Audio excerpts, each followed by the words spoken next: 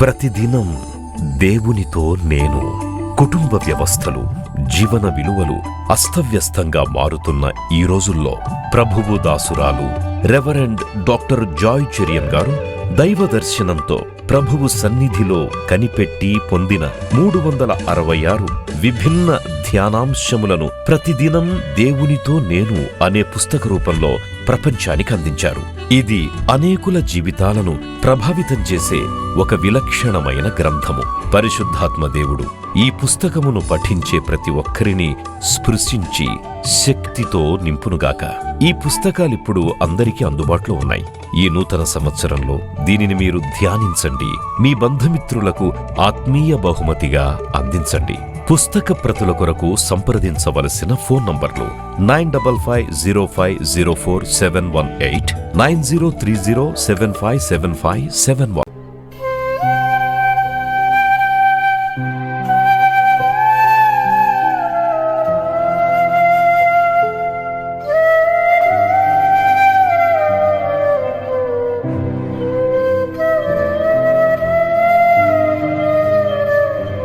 Praise lord. ప్రభు నామంలో మీకందరికీ శుభములు తెలియజేస్తున్నాను. ఈరోజు పరిశుద్ధ శనివారం, మట్టలాదివారం నుండి ఈస్టర్ పండుగ వరకు పరిశుద్ధ వారం, హోలీ వీక్. మరి నిన్నటి రోజు శుభ శుక్రవారపు ఆరాధనలు లైవ్లో పలు చోట్లలో జరగడం, దేవుని వాక్యం వినడం మీరు చేసినారు. దేవునికి మహిమ కలుగునుగాక. మరి ఈ పరిశుద్ధ శనివారం జరిగింది ఏంటి అంటే, మనకు తెలుసు శుభ శుక్రవారం యేసు ప్రభు సిలువలో మరణించినాడు. తన ప్రాణము సర్వలోక పాప పరిహారార్థం తాను స్వయంగా అర్పించినాడు. తండ్రి చిత్తాన్ని నెరవేర్చినాడు. పాపము మరియు ప్రేమ, sin and love are in full display at the cross. పాపము యొక్క పరిహారము, పాపిని ప్రేమించి ప్రాణము శిలువలో అర్పించినాడు. మనము చూస్తున్నాము యేసు ప్రభు తండ్రి చిత్తాన్ని సంపూర్ణంగా నెరవేర్చినాడని. యోహాను సువార్త 17వ అధ్యాయము 4వ వచనంలో ఒక మాట మీకు జ్ఞాపకం చేస్తున్నాను. యోహాను యేసు రొమ్మున ఆనుకున్న శిష్యుడు, యేసు ప్రేమించిన శిష్యుడు. యోహాను 17:4లో చేయుటకు నీవు నాకిచ్చిన పని నేను సంపూర్ణంగా నెరవేర్చి భూమి మీద నిన్ను మహిమపరిచితిని. నువ్వు నాకు ఏ పని ఇచ్చావో ఆ పనిని నేను సంపూర్ణం చేసి భూమి మీద నేను నిన్ను మహిమపరిచినాను. యేసు ప్రభు సిలువలో వేలాడుతూ పలికిన 7 మాటలు మరి విస్తారంగా మీరు నిన్నటి రోజు అనేకుల ప్రసంగాల ద్వారా విన్నారు. అది మొదటి మాట, తండ్రి వీరేమి చేయుచున్నారో తెలియదు, వీరిని క్షమించుడని. రెండవది, నేడు నీవు నాతో కూడా పరదేశంలో ఉందువు. మూడవది, అమ్మా ఇదిగో నీ కుమారుడు, ఇదిగో నీ తల్లి. నాలుగవది, నా దేవా నా దేవా నీవు నన్నేలా చేయి విడిస్తివి. ఐదవది, నేను దప్పికొని ఉన్నాను. ఆరవది, సమాప్తమైనది. ఏడవది చూసినప్పుడు, ఇదిగో నా ఆత్మను నేను నీకు అప్పగించుకొనుచున్నాను. అంటే ఎంత అద్భుతమైన 7 మాటలు. మరి ఈ మాటలు మనం ధ్యానించి ఉన్నాం. ఈ పరిశుద్ధ శనివారము ఏమి జరిగి ఉండవచ్చని మనం తలంచాలి. యేసు ప్రభు 33.5 సంవత్సరాలు మరి ఈ లోకంలో జీవించినాడు. 3.5 సంవత్సరాలు పరిచర్య చేసినాడు. తండ్రి అభిష్టము నెరవేర్చినాడు. ఆయన పాపులను ప్రేమించినాడు. పాపుల కొరకు క్రయధనంగా తన ప్రాణం పెట్టినాడు. మరి శుక్రవారము సిలువనెక్కినాడు. మరి తన ప్రాణం అర్పించినాడు. మనకు తెలుసు ఈస్టర్ పండుగ ఆదివారం నాడు పునరుద్ధాన పండుగ మనం జరుపుకుంటాం. పునరుద్ధానము అంటే యేసు ప్రభు మరణాన్ని గెలిచి సజీవుడై సమాధిని గెలిచి ప్రత్యక్షమైనాడు. మరి మధ్యలో ఉన్న శనివారం ఏమి జరిగింది అని మనకు ఆలోచన వస్తుంది. మనము ఎఫెసీ పత్రిక 4వ అధ్యాయంలో చూసినప్పుడు ఒక మాట మనకు కనబడుతుంది. పౌలు భక్తుడు రాస్తున్నాడు. 4వ అధ్యాయము ఎఫెసీ పత్రిక 4వ అధ్యాయము 8 నుండి 10 నేను చదువుతున్నాను. అందుచేత ఆయన ఆరోహణమైనప్పుడు చెరను చెరగా పట్టుకొని పోయి మనుషులకు ఈవులను అనుగ్రహించనని చెప్పబడి ఉన్నది. ఆరోహణమాయనగా ఆయన భూమి యొక్క క్రింది భాగములకు దిగనని అర్థమిచ్చున్నది కదా. దిగినవాడు తానే సమస్తమును నింపునట్లు ఆకాశమండలం అన్నిటికంటే మరి పైకి ఆరోహణమైన వాడునై ఉన్నాడు. అంటే యేసు ప్రభు శిల్వ మరణం పొందిన తర్వాత, భూస్థాపితమైన తర్వాత ఆత్మ, ప్రభు యొక్క ఆత్మ మరి క్రింది భాగములోకి వెళ్ళింది. అంటే చనిపోయిన వారు ఉండే అదృశ్య లోకానికి వెళ్ళి చెరగా పట్టుకొని పోయి మనుషులకు ఈవులను అనుగ్రహించనని చెప్పబడి ఉన్నది. అంటే యేసుక్రీస్తు నూతన బంధనంలో మరి ఆయన పరలోక భాగ్యం వదిలిపెట్టి దివి నుండి భువికి వచ్చి పాపుల కొరకు తన ప్రాణం అర్పించిన, తన యందు విశ్వాసం ఉంచేవాడు నిత్య జీవం పొందుతాడని వాగ్దానం ఇచ్చినారు. అయితే పాత నిబంధన భక్తుల ఆత్మలు ఎక్కడున్నవి అని మనకు ఒక ప్రశ్న ఉదయిస్తుంది. అంటే వీరి ఆత్మలు ఎక్కడున్నాయి? అబ్రహాము, మోషే, యెహోషువ లేక ఇతర భక్తులందరూ ఉన్నారు, ప్రవక్తల ఆత్మలు, నీతిమంతుల ఆత్మలు, ఇవన్నీ ఎక్కడున్నాయి అని అంటే మనము ఒకటి జ్ఞాపకం చేసుకోవాలి. Holy Saturday Christians they remember that only his dead body was lying in the tomb. ఆయన మృతదేహం మాత్రమే ఆ యొక్క సమాధిలో ఉన్నది. తన ఆత్మ క్రిందికి దిగి మరి అంటే which is traditional known as harmony of హెల్, అంటే నీతిమంతుల ఆత్మలకు తాను రక్షణ కల్పించడానికి. ఎందుకంటే తన రాకడకు మునుపే, మొదటి రాకడకు మునుపు మరణించిన నీతిమంతుల ఆత్మలను ఆయన మరి తీసుకొని రావడానికి. అందుకే ఇక్కడ అంటున్నాడు ఎఫెసీ పత్రిక 4:8 ఆయన ఆరోహణమైనప్పుడు చెరగా పట్టుకొని పోయి మనుషులకు ఈవులను అనుగ్రహించనని చెప్పబడి ఉంది. ఆరోహణమైనగా ఆయన భూమి యొక్క క్రింది భాగములకు, మరి మీలో ఎంతమంది చదివినారో తెలియదు, Paradise last and Paradise regained అని. అంటే ఈ ఆత్మలన్నీ కూడా బంధింపబడి ఉన్నవి, నీతిమంతుల ఆత్మలు, ప్రవక్తల ఆత్మలు, మరి గొప్ప గొప్ప మరి దేవుని ప్రజల ఆత్మలను విడిపించడానికి యేసు ప్రభు ఆత్మ క్రింద భూభాగంలోకి దిగి మరి చెరనుగా పట్టుకొని మరి పరలోకం చేర్చినవని ఇక్కడ వాక్యంలో మనకు అర్థమవుతుంది.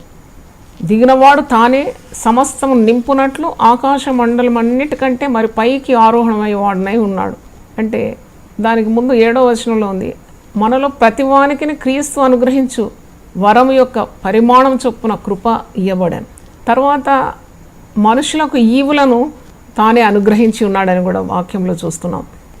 12వ వచనం చూసినప్పుడు ఆయన 11-12 సమస్తం నింపునట్లు ఆకాశ మండలం అన్నిటికంటే మరిపైకి ఆరోహణమై వాడునై ఉన్నాడు.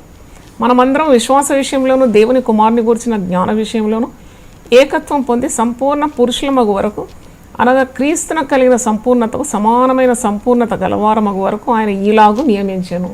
పరిశుద్ధులు సంపూర్ణమగునట్లు క్రీస్తు శరీరము క్షేమాభివృద్ధి చెందుటకును పరిచర్య ధర్మము జరుగుటకును ఆయన కొందరిని అపోస్తలుగాను, కొందరిని ప్రవక్తలుగాను, కొందరిని సువార్థికులుగాను, కొందరిని కాపరులుగాను, ఉపదేశకులుగాను నియమించను అని రాసింది. అంటే అయితే మనలో ప్రతి వానికి క్రీస్తు అనుగ్రహించు వరం యొక్క పరిమాణం చొప్పున కృప ఇయ్యబడింది.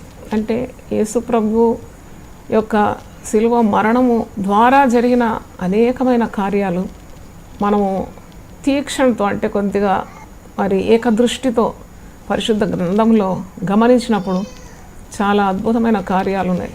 యేసు ప్రభు ఆయన తన ప్రాణము అర్పించి ఏ విధంగా శిలువలో మరి బిగ్గరగా కేక వేసి ప్రాణము విడిచెనని మత్తయి సువార్త 27:49 ఉంది. ఈ 7 మాటలు గొప్ప కేకలని, 7 మాటలు పలికిన తర్వాత ఆయన మరల బిగ్గరగా కేక వేసి ప్రాణము విడిచాను. 27వ అధ్యాయం మత్తయి సువార్త 50వ వచనంలో. అప్పుడు ప్రకృతిలో వచ్చిన మార్పులు ఏంటి? ప్రకృతిలో మార్పులు చూస్తున్నాము. చుట్టుముట్టు పరిస్థితులన్నీ కూడా మరి మార్పు చెందుతున్నట్టు మనం చూస్తున్నాం.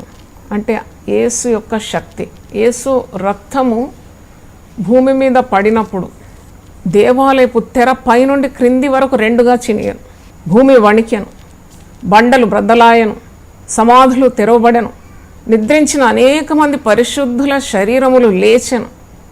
వారు సమాధులలో నుండి బయటికి వచ్చి ఆయన లేచిన తర్వాత పరిశుద్ధ పట్టణంలో ప్రవేశించి అనేకులకు అగపడిరి. శతాధిపతి అతనితో కూడా యేసున కావలి ఉన్న వారిని భూకంపము జరిగిన కార్యములన్నిటినీ చూచి మిక్కిలి భయపడి నిజముగా ఈయన దేవుని కుమారుడని చెప్పుకొనిరు.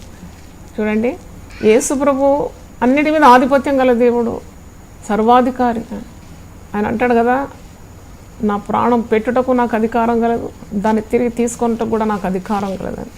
ఆయన అలాగే చేస్తున్నాడు. మరణించి 3వ రోజు తిరిగి లేచినాడు అంటే ఆయనకు మరణం మీద అధికారం ఉంది, సమాధి మీద అధికారం ఉంది, సాతాను మీద అధికారం ఉంది.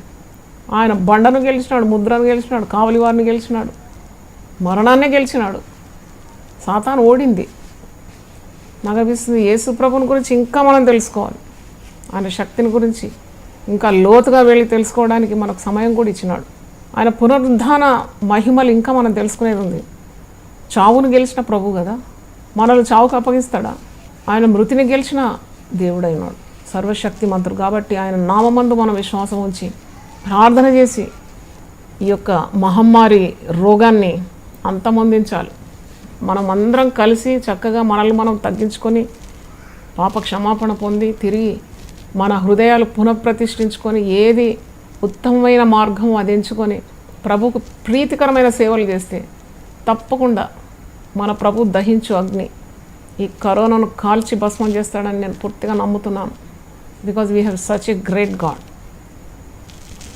అయితే ఇక్కడ చూసినప్పుడు ఈ మార్పులు ఆయన బిగ్గరగా కేకలు వేసి ప్రాణము విడిచినప్పుడు దేవాలయపు తెర జిరగడం, పైనుండి క్రిందికి రెండుగా చినిగింది, భూమి వణికింది, బండలు బద్దలైంది, సమాధులు తెరవబడింది, నిద్రించిన అనేకులు పరిశుద్ధుల శరీరాలు లేపబడడం, సమాధుల్లో నుండి వాళ్ళు బయటికి వచ్చి అనేకులకు అగపడడం, ఇదంతా చూస్తున్నప్పుడు అక్కడున్న శతాధిపతి అంటే ఆయన కింద ఒక 100 మంది సైనికులు ఉంటారు. శతాధిపతి మరి అక్కడున్న అధికారులు సైనికులంతా చాలా ఆశ్చర్యమవుతున్నారు అన్నమాట. ఒక మాట అంటాడు శతాధిపతి, వారు మిక్కిలి భయపడి జరుగుతున్న ఈ కార్యాలన్నీ కూడా గమనించి వారు మిక్కిలి భయపడి నిజముగా ఈయన దైవ కుమారుడు. What a great and fantastic statement. నిజముగా ఈయన దైవ కుమారుడు. 6 గంటలు చూసి ఉండొచ్చు ఈ శతాధిపతి, లేక అంతకంటే కొద్ది గంటల ముందే నుండే ప్రభువుని చూస్తున్నాడేమో. ప్రభు యొక్క స్వభావాన్ని గమనించినాడు, ఆయన చర్యలన్నీ గమనించినాడు. పట్టుబాధలు పడుతుంటూ కూడా ఒక్క మాట నోటికి రావడం లేదు. ఎంత సహనశీలి, ఎంత ఓర్పు, ఎంత ప్రేమమయుడు, ఇవన్నీ చూసి ఉండొచ్చు. నాకు అనిపిస్తుంది మళ్ళీ ఈ మార్పులు చేర్పులు కలగడం, భూమి కంపించడం ఇవన్నీ చూసినప్పుడు నిజముగా ఇతను దైవకుమారుడని నోటితో ఒప్పేసుకుంటున్నాడు. నాకు ఒక తలంపు ఏం వచ్చిందంటే, ఆ యూదా ప్రజలు, ఇశ్రాయేలీలు ప్రభు అక్కడే ఉద్భవించినాడు, అక్కడే జన్మించిన వారు నమ్మలేదు ప్రభువును. కొన్ని గంటలు చూసిన శతాధిపతి హృదయంలో మార్పు వచ్చింది. 3.5 సంవత్సరాలు ప్రభుతో తిరిగిన వానికి మార్పు రాలేదు యూదాకు. ఒక 6 గంటలు గమనించిన శతాధిపతి మార్పు నొందినాడు. మనం మారాలి, అందరం మారాలి. ఆయన ఎంత గొప్పవాడో శతాధిపతి గమనించినాడు. నిజముగా ఇతను దైవ కుమారుడు. మీరు ఎన్ని సంవత్సరాల నుండి వాక్యం విన్నా నిజముగా ప్రభు దైవ కుమారుడు అని అంటున్నారా? మీలో ఎవరైనా? ఉండొచ్చు, కాకపోవచ్చు, ఉంటే ఉంటుంది, లేకపోతుంది. అలాంటి విశ్వాసం కాదు. ఆ శతాధిపతిని చూసి మనం నేర్చుకోవాలి. Only with few hours he's recognize that is the son of the living God. ఆయన దైవ కుమారుడు, నిజముగా దైవ కుమారుడు అంటున్నాడు. కనుక మన హృదయాలు మారాలి. ప్రభువు గురించి నువ్వు ఏమంటున్నావు? అది చాలా ముఖ్యమైనది. అయితే ఈరోజు మనం వాక్యం నుండి నేర్చుకుంటున్నాం, యేసు ప్రభు మరి శుభ శనివారం అయిన తర్వాత మరుసటి రోజు పునరుద్ధాన దినం, ఆదివారం ఉదయాన్నే పెందల కడ ఆయన పునరుద్ధానుడైపోతున్నాడు. యేసు ప్రభు దేహాన్ని శిలువ మీద నుండి దింపి మరి కొంతమంది స్త్రీలు వచ్చి ఈ శతాధిపతి ఇలాగ చెప్పిన తర్వాత, నిజముగా ఇతడు దైవకుమారుడు అని చెప్పిన తర్వాత 55వ వచనం చూడండి, మత్తయి సువార్త 27:55 నుండి. యేసునకు ఉపచారం చేయొచ్చు గలిలయ నుండి ఆయన వెంబడించిన అనేక మంది స్త్రీలు అక్కడ దూరం నుండి చూస్తుండేది. వారిలో మగ్దలేన మరియు యాకోబు, యోసే అను వారి తల్లి అయిన మరియు జెబెదయి కుమారుల తల్లి ఉండేది. నేను ఆలోచిస్తున్నాను అనమాట, యేసు ప్రభు మృతదేహాన్ని శిలువ మీద నుండి దింపినారు. మరి అప్పుడు ఏమేమి జరిగింది? What all happened? శిష్యులు ఎక్కడున్నారు? వెంబడించిన స్త్రీలందరూ ఎక్కడున్నారు? మరి రాణో వారు, ఈ శతాధిపతి, ఇలాంటి పరిసయ్యులు, శాస్త్రులు, సద్దూకయ్యులు, పిలాతు, వీళ్ళందరూ ఎక్కడున్నారని కొద్దిగా ఆలోచించినాను. శిష్యులైతే మచ్చుకైనా కానరావడం లేదు. ఎందుకు వారు భయపడుతున్నారు? శిష్యులు సిలువ దగ్గర నిలబడ్డానికి కూడా వారికి త్రాణి లేకపోయింది. గెత్సెమనే తోటలో యేసు ప్రభు తన ప్రియ శిష్యులను ముగ్గురిని, యాకోబు, పేతురు, యోహాను పిలిచి నాతో కూడా మీరు ప్రార్థన చేయమంటే వారు ప్రార్థన చేయలేదు. అప్పుడు ఒక మాట అంటాడు కదా యేసు ప్రభు, మీరు శోధనలో ప్రవేశించుకున్నట్లు మీరు మెలుకోగలిగి ప్రార్థన చేయమన్నప్పుడు ప్రార్థన చేయలేదు. కాబట్టి వారికి ధైర్యం లేకుండింది, వారు పారిపోయినారు. అందరూ విడిచిపెట్టినారు ప్రభువును. యేసు ప్రభు ఒంటరిగా ఆ గురువారం రాత్రి కాలం అంతా కూడా భయంకరమైన పటు శ్రమలను, బాధలను అనుభవించినాడు. అయితే మరి స్త్రీలు ఎక్కడున్నారు? స్త్రీలు పాపం చాలా దుఃఖిస్తున్నారు. యేసు ప్రభును చాలా మికటంగా ప్రేమించిన స్త్రీలు ఉన్నారు, వెంబడించిన స్త్రీలు ఉన్నారు, ఆయన చేత బాగుపడిన స్త్రీలు ఉన్నారు. మరి వారికి ఉన్న ధనం ఇచ్చి యేసు ప్రభు పరిచయంలో పాల్పొందిన వారు ఉన్నారు. వారు రొమ్ము కొట్టుకొని ఏడుస్తూ ఉన్నారు. అప్పుడు యేసు ప్రభు ఇంతకుముందే చెప్పినాడు కదా, ఓ స్త్రీలారా మీరు నన్ను గురించి ఎందుకు ఏడుస్తున్నారు? యెరూషలేము కుమార్తెలారా మీరు నా గురించి ఏడవక, మిమ్మల్ని గురించి, మీ పిల్లల గురించి ఏడువు అన్నాడు. అది చాలా గొప్ప గొప్ప మాట యేసుప్రభు నోటి నుండి వచ్చింది. ఈ 7 కేకలకు ముందే, అంటే యేసుప్రభు శిలువ మీద ఉన్నప్పుడే, ఆ బరువైన శిలువను మోస్తున్నప్పుడే ఆ మాట పలికిన. అది ప్రతి స్త్రీ హృదయంలో ముద్రింపబడి ఉండాలి. ఎందుకంటే మన బిడ్డల కొరకున్న భద్రత కేవలం యేసునామంలో ప్రార్థన చేయడం ద్వారానే ఉన్నదని తెలుసుకోవాలి. ఎందుకు ఇలా ప్రార్థన చేయమని అంటే, రక్తాపరాధం అంటే పాపము లేని, మచ్చలేని, నిష్కళంకుడైన ప్రభువును వారు సిలువకు అప్పగించి హింసలకు గురి చేసి ప్రాణం మరి చంపినారు కదా. అయితే ఆ రక్తాపరాధం తరతరములు పిల్లల మీద ఉండకుండానట్లు మీరు విజ్ఞాపన చేయాలి, మీ పిల్లల కొరకు ప్రార్థన చేయండి అని అన్నాడని నాకు మరి నేను తెలుసుకున్నాను. అంటే చూడండి, తండ్రులు చేసిన శాపం పిల్లల మీదకి రాకుండానట్లు యెరూషలేము కుమార్తెలు వారు ప్రార్థన చేయాలి. మరి తర్వాత చూస్తున్నాము, శిష్యులు ఎవరు కూడా లేరు.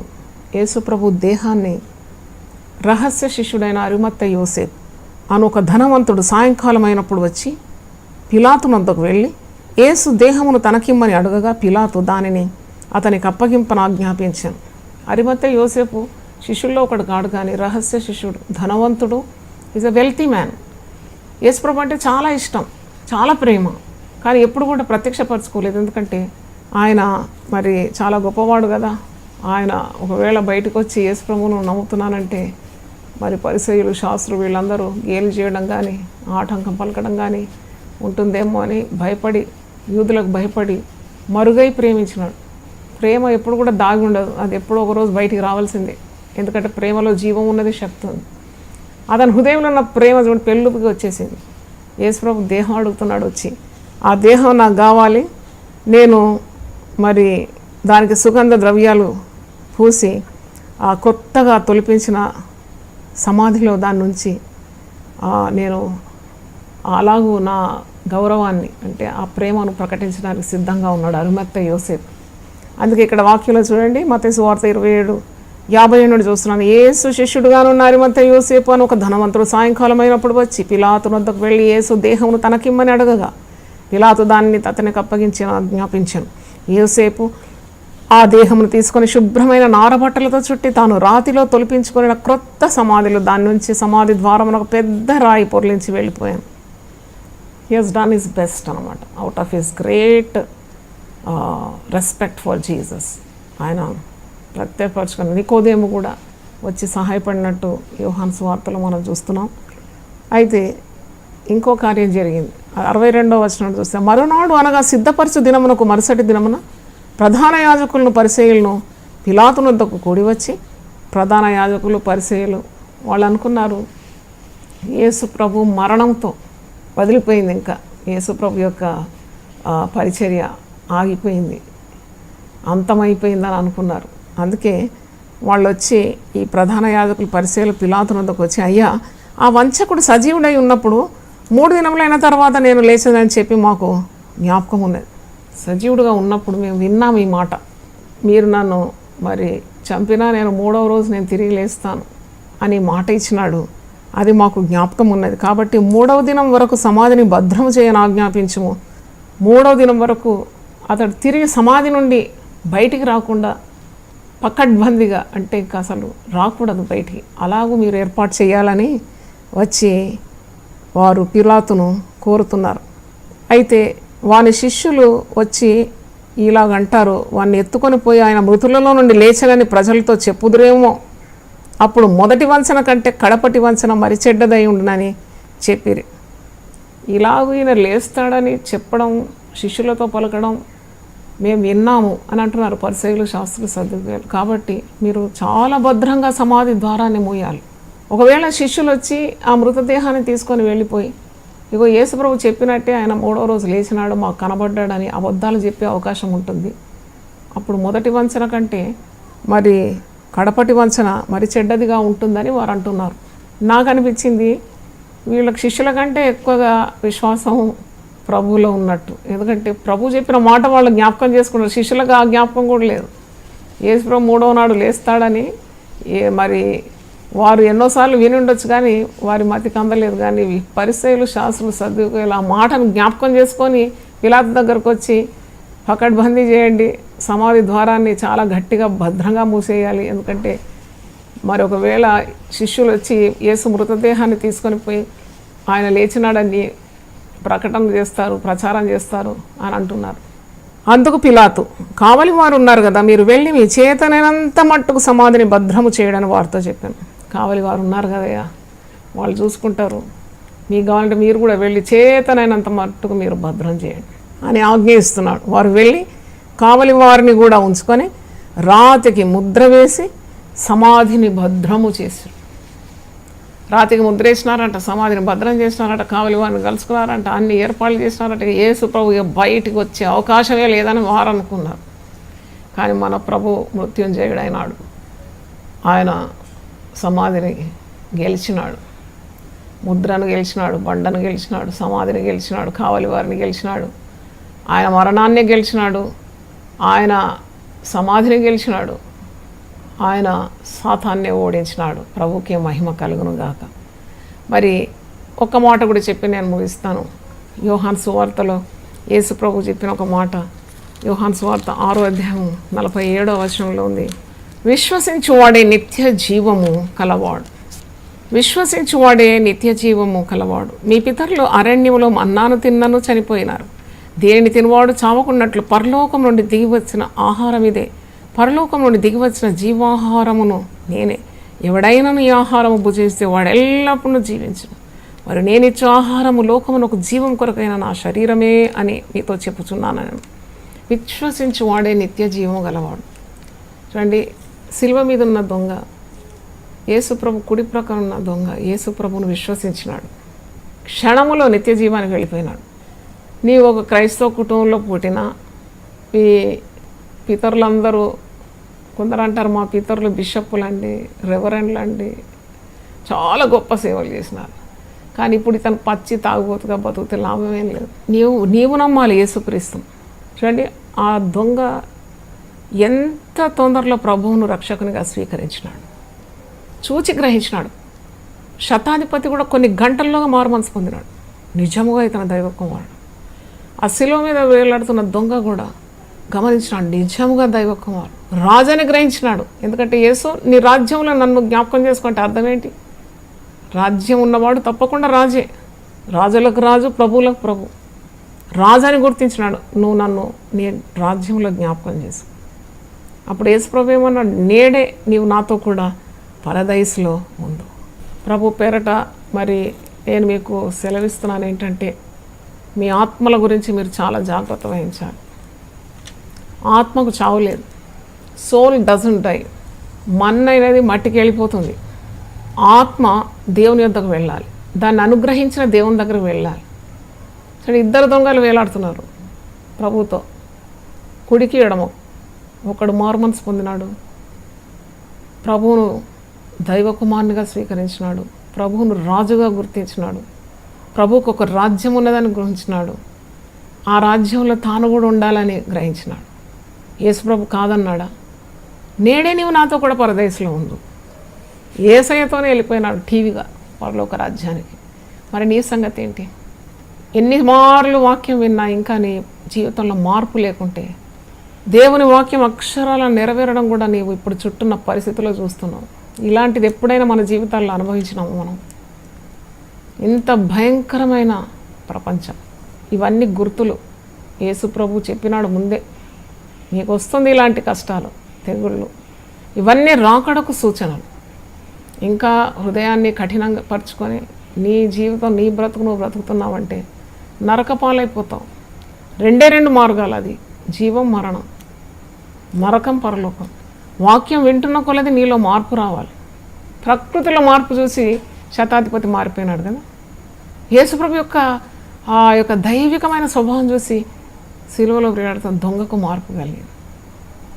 ఆ యూదాకు మార్పే రాలేదు. చూడండి ఎంత భయంకరమైన అంతం యూదాకు కలిగింది. కనుక దేవుని వాక్యానికి మనం భయపడాలి. మన జీవితాలు పునఃప్రతిష్ఠించుకోవాలి. మన హృదయంలో మార్పిడి రావాలి. ప్రభువుకు ప్రతిష్ఠించుకోవాలి. ఎందుకంటే ఆయన మరణాన్ని గెలిచిన వాడు. ప్రకటన గ్రంథంలో పత్మోస్ ద్వీపంలో యోహాను భక్తుడు మరి యేసు ప్రభు ప్రత్యక్షతను చూచి ఒక మాట అంటాడు, గంభీరమైన మాట. 1వ అధ్యాయము 18వ వచనం, నేను మొదటి వాడను కడపటి వాడను జీవించువాడను, మృతుడనైతిని గాని ఇదిగో యుగ యుగములు సజీవుడనై ఉన్నాను. మరియు మరణం యొక్కయు పాతాళం లోకం యొక్కయు తాళపు చెవులు నా స్వాధీనములో ఉన్నవి. మరణం యొక్క తాళపు చెవులు, మరి పాతాళం యొక్క తాళపు చెవులు ప్రభు యొక్క స్వాధీనంలో ఉన్నది. నువ్వు భయపడదు. ఒక్కసారి ప్రభువుని అంగీకరించిన తర్వాత నువ్వు ఇక మరణానికి భయపడే అవసరం లేదు. మరణ భయం నుండి విడిపించడానికి యేసు ప్రభు మరి శిలువ మరణం పొందినాడు, పునరుద్ధానుడైనాడు. ఆయన జీవిస్తున్నాడు కనుక మనం జీవిస్తున్నాము. మనకు మరణ భయం అవసరమే లేదు. ఏ రోగానికి కూడా మనం భయపడే అవసరం లేదు. తప్పించడానికి ఆయన శక్తివంతుడు. కాబట్టి నీ జీవితం చాలా ముఖ్యం. నీకున్న ఆత్మ చాలా ముఖ్యం. అది నరకములో పడకుండా ఇంతగా జీవవాక్యం వింటున్నావు. విశ్వసించువాడి నిత్య జీవానికి పాత్రుడని వింటున్నావు. ప్రభు నీ కొరకే ఈ లోకానికి వచ్చినాడని, మరణించినాడని, తిరిగి లేచినాడని, నీ కొరకు నివాస స్థలం సిద్ధపాటు చేస్తున్నాడని ప్రతి పరిశుద్ధ గ్రంథంలో ఉన్నది నమ్మితే, నమ్మిన వారు రక్షింపబడతారు, నమ్మని వానికి శిక్ష విధింపబడుతుందని వాక్యం సెలవిస్తుంది. దేవుని వాక్యం విన్న ప్రతి హృదయంలో కూడా మార్పు కలుగజేయాలని ప్రార్థన చేస్తాను. దేవుని స్తోత్రం. ఒక్క మాట ప్రార్థన చేసి వాక్యాన్ని ముగిస్తున్నాను. ప్రభువాని పరిశుద్ధ నామమునకు స్తోత్రం. గొప్ప దేవ, మా జీవితాలు ఏ పాటివినైనా ఇంతలో కనబడే అంతలో మాయా స్వరూపం. మా జీవితాలు నువ్వు భద్రంగా కాపాడుతున్నావు కనుక నీకు వందనాలు చెల్లిస్తున్నాను. మా జీవాధిపతివి నీవేనైనా. మరణము గెలిచి నీవు పునరుద్ధానుడవైనావు.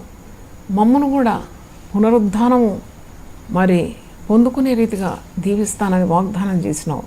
నీ అందు విశ్వాసం ఉంచేవాడు నిత్య జీవానికి పాత్రుడని, నీ నిత్యరాజ్యంలో ప్రవేశం పొందుకుంటాడని పరిశుద్ధ గ్రంథం బోధిస్తుంది. ప్రభువా ఆయన పరలోకం నుండి దిగివచ్చిన జీవాహారమై ఉన్నావని, నేనే జీవాహారాన్ని అని సెలవిచ్చినావు. ఈ లోకంలో మరి మేము ప్రభువా నీ పరిశుద్ధ వాక్యం ద్వారా బ్రతకగలవు నాయన. జీవపు మాటలు మాకు అనుగ్రహిస్తున్నందుకు నేను స్తుతిస్తున్నాను. మనుషుడు రొట్టె వలన మాత్రం కాదు, నీ నోటి నుండి వచ్చే ప్రతి మాట వలన బ్రతకగలడు. ప్రభువా నీకు స్తోత్రం. మా జీవితాలన్నీ మారిపోవాలని, ఇంకా ప్రభువుని ఎరగకుండా నిజముగా దైవకుమారుడని శతాధిపతి చెప్పినట్లు, లేక రాజు యేసు నీ రాజ్యంలో నన్ను జ్ఞాపకం చేసుకొని అశిల మీద వేలాడుతున్న దొంగ పలికినట్టు ప్రభువా మారు మనసులోకి అనేకులను మీరు నడిపించాలని మేము కోరుతున్నాం తండ్రి. ఇంకా మనసు మారకుండా ఉంటే ఎంత ప్రమాదం తండ్రి. రేపు ఏమి సంభవిస్తుందో కూడా మాకు తెలియదు. మేము ప్రభువుని నమ్మితే మా జీవితం, మా యొక్క ప్రాణము, ఆత్మ భద్రంగా కాపాడే దేవుడు నీవేనైనా. నీకు స్తోత్రం. ప్రభువా నీకు స్తోత్రం తండ్రి, నీకు వందనాలు చెల్లిస్తున్నాను. ఈ పరిశుద్ధ వాక్యాన్ని మీరు దీవించి మరి రేపు ప్రపంచమంతటా జరగబోతున్న ఈస్టర్ పండుగ ఆరాధనలను మీరు ఆశీర్వదించమని, మరి ఒకసారి పునరుద్ధాన బలాన్ని, శక్తిని మాకు అనుగ్రహించి పరిశుద్ధాత్మ బలంతో మా జీవితాలు ముందుకు మేము తీసుకొని వెళ్ళడానికి కృప దయచేయండి. ప్రజలకు విడుదల దయచేయండి. దేశాల్లో రోగబారిన పడిన వారిని మీరు జ్ఞాపకం చేసుకోమని ప్రార్థిస్తున్నాను. మా దేశాన్ని మీరు కాపాడమని ప్రార్థిస్తున్నాను. ప్రభు, అనేకులు మారుమనసు పొంది నీ మార్గంలోకి కూడా రావాలని యేసు అతి పరిశుద్ధ నామములో అడుగుతున్నాను తండ్రి. Amen, amen. దేవుడు మళ్ళీ సమృద్ధిగా దీవించును గాక. ఆమెన్. ప్రతిదినం దేవునితో నేను. కుటుంబ వ్యవస్థలు, జీవన విలువలు అస్తవ్యస్తంగా మారుతున్న ఈ రోజుల్లో ప్రభువు దాసురాలు రెవరెండ్ డాక్టర్ జాయ్ చెరియన్ గారు దైవ దర్శనంతో ప్రభువు సన్నిధిలో కనిపెట్టి పొందిన 366 విభిన్న ధ్యానాంశములను ప్రతిదినం దేవునితో నేను అనే పుస్తక రూపంలో ప్రపంచానికి అందించారు. ఇది అనేకుల జీవితాలను ప్రభావితం చేసే ఒక విలక్షణమైన గ్రంథము. పరిశుద్ధాత్మ దేవుడు ఈ పుస్తకమును పఠించే ప్రతి ఒక్కరిని స్పృశించి శక్తితో నింపునుగాక. ఈ పుస్తకాలిప్పుడు అందరికీ అందుబాటులో ఉన్నాయి. ఈ నూతన సంవత్సరంలో దీనిని మీరు ధ్యానించండి, మీ బంధుమిత్రులకు ఆత్మీయ బహుమతిగా అందించండి. పుస్తక ప్రతుల కొరకు సంప్రదించవలసిన ఫోన్ నంబర్లు 9550504718, 9030757571.